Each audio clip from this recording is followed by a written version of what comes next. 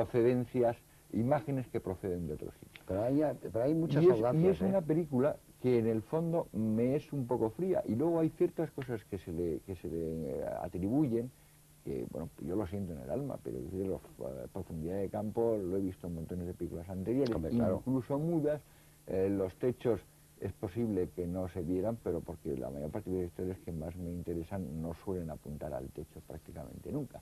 Y entonces, pues a lo mejor podría haber habido techos, pero no se ven. La estructura, yo no he logrado nunca ver la famosa película de William K. Howard, escrita por Preston Sturges, El poder y la gloria, que es del año 33, pero que efectivamente, por lo que he visto, tenía una estructura que era en cierto sentido parecida.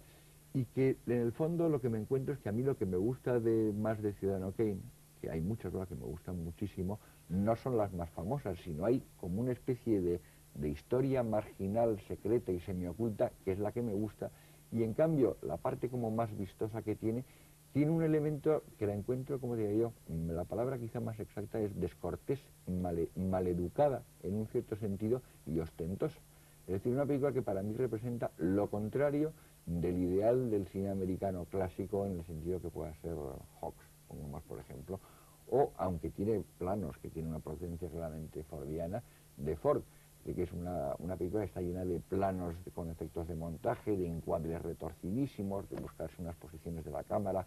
A mí estos primeros planos que hay de la muerte de Kane, por ejemplo, siempre me producen una irritación enorme, porque me parecen todos exagerados, desmedidos y montados.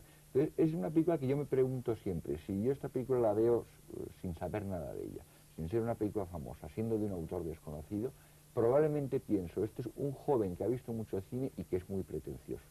Y probablemente, a lo mejor, digo, qué lástima, porque es una película que tiene cosas que están muy bien y tiene cosas que me irritan mucho. Y eso, después de verla 20 veces, me sigue produciendo siempre la misma sensación. O sea, por un lado me gusta mucho, me fascina enormemente, y al mismo tiempo siempre me deja la mosca tras la oreja. Hay algo en la película que me chafa. Y que para mí, eso que me gusta, en cambio, lo encuentro plenamente y puramente en la siguiente película de Orson Welles, que es Los Andersons, y que hasta que hizo Campanadas a medianoche fue la que más me gustó, pero con una gran distancia. O sea, para mí entre Los Andersons y Kane no hay color.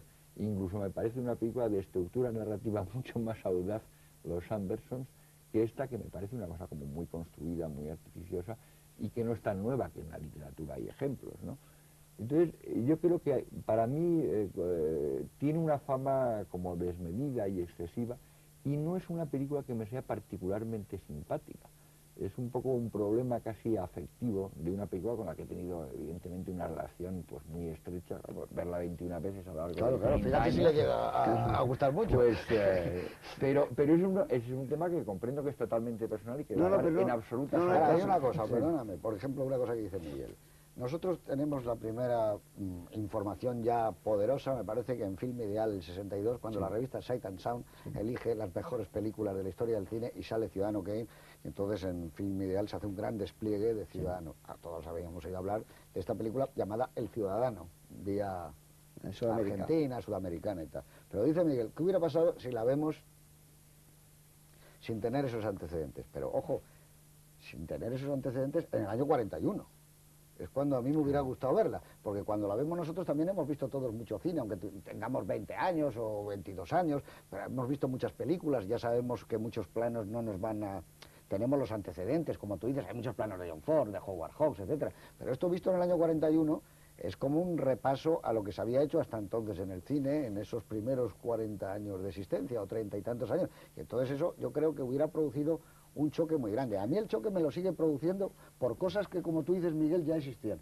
Pero la fotografía a mí me encanta. O sea, la primera vez que realmente vemos personajes reales, que es en la sala de proyección, es nuevo. Esos dos proyectores que entran por ahí, las sombras, cómo encienden todos los cigarrillos, los puntos de fuego. Claro, yo entiendo que en el estudio dijera, oye, esto está muy bien, muy bonito, pero no se ven bien las caras, ¿eh? Esto es un tipo de cine raro. El deslizamiento de la cámara...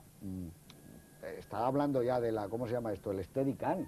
La cámara ya sube por arriba, se mete, aunque haga el truco de con la lluvia pegando en los cristales cuando van al club donde está ella. Pero sobre todo, la música es una música nueva, no se ha empleado yo creo hasta ese momento en el cine, y la dirección de actores que yo decía antes, a mí me parece sorprendente para un primer No, yo quería tranquilizar a Miguel porque esa sensación que tuvo él la hemos destruido mucha gente, ¿por qué?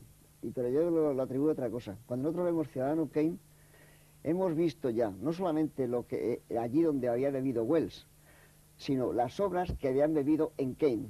Entonces, muchas de las cosas que otros han explotado como secundarias, las hemos visto ya cuando vemos Kane. Con lo cual es una película ya que ha sido, digamos, sacada de la tumba y entiendo muy bien. Claro, por ejemplo, La Mujer Pantera es después de Kane, y tiene algunas cosas. Ahora, yo he de decir que, por ejemplo, no sé, tú, creo que Miguel también conoce, o conocéis todos, la versión del cincuentenario, esa que tiene además las opiniones de Scorsese, Frankenheimer, Brian De Palma, Corman, Robert Wise, todos ellos, ya gente con una gran experiencia y demás,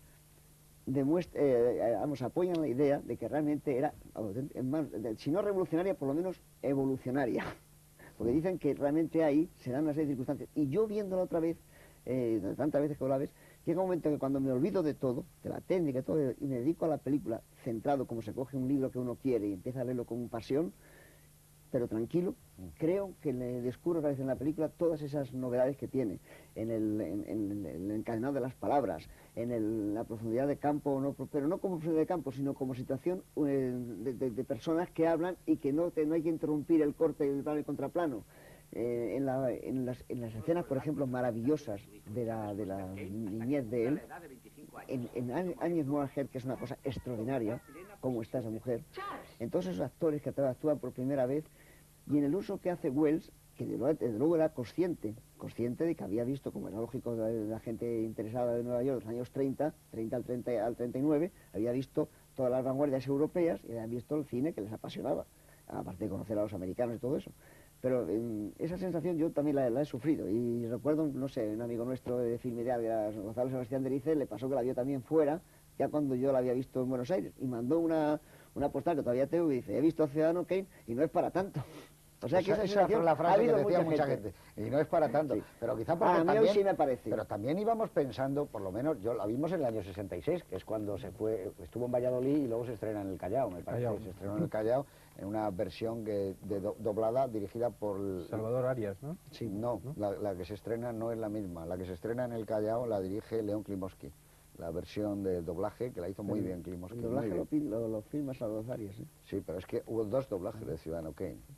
Entonces, evidentemente, no es que fuéramos a ver la mejor película, pero sí ibas con esa cosa de decir, y ojo, sigue pasando las décadas, siguen pasando los años y sigue siendo la número 1 en la votación más prestigiosa, que es Sight and Sound, en la que eligen directores, críticos de todo el mundo, y no hay quien mueva a Ciudadano Kane. Es que lleva 40 años, ¿no? No, yo que voté, por ejemplo... 62, 72, 82 y 92, y sigue Ciudadano Kane. En el 62 que yo estaba en activo, como crítico, voté los Anderson. No, nada de ella, voté los Anderson en vez de Kane, porque a mí me gustan mucho los Anderson. Y creo que, como dice Miguel, si hubiese sido la primera película, o su contrato no hubiese sido tergiversado después, precisamente por las dificultades de esta, los Anderson habría sido quizá la película de un cierto tono literario más importante quizá del sonoro al acabar el siglo, posiblemente, ¿eh? Y además uno de los grandes retratos de la sociedad americana. En todos los aspectos. Yo creo que lo que también se nos olvida era la personalidad de Wells en ese año, en el año 39, 40, 41. Wells era una figura nacional que el cine venía reclamando para que fuera Hollywood y que él se resistió, hizo alguna prueba, etcétera, y finalmente va. Yo creo que él llega a Hollywood con la idea de hacer algo nuevo, algo distinto, algo que no está en la industria en ese momento. Se pone a estudiar y, como dice Miguel, coge muchas cosas porque ve que prácticamente casi todo está inventado. Los techos pues están en La Diligencia, por ejemplo, pero toda la secuencia Eduardo, interna... Si ¿por qué se produce el cambio del Corazón de las Tinieblas? Él va a hacer una obra distinta que es El Corazón de las Tinieblas. ¿Por qué se pasa a Ciudadano Kane? Pues probablemente eso lo sabrá mejor Juan, pero probablemente sencillamente porque no puede hacerla como él quiere en ese momento. Hay dos cosas, que el coste preventivo, él tenía manos libres siempre que no pasase de $500.000, y el coste preventivo que hacen, el presupuesto del Corazón de las Tinieblas, se coloca en $1 millón, y además de eso, la actriz que él elige, que es Dita Parlo, al ser austriaca, no puede viajar. Tiene el visado. No tiene visado.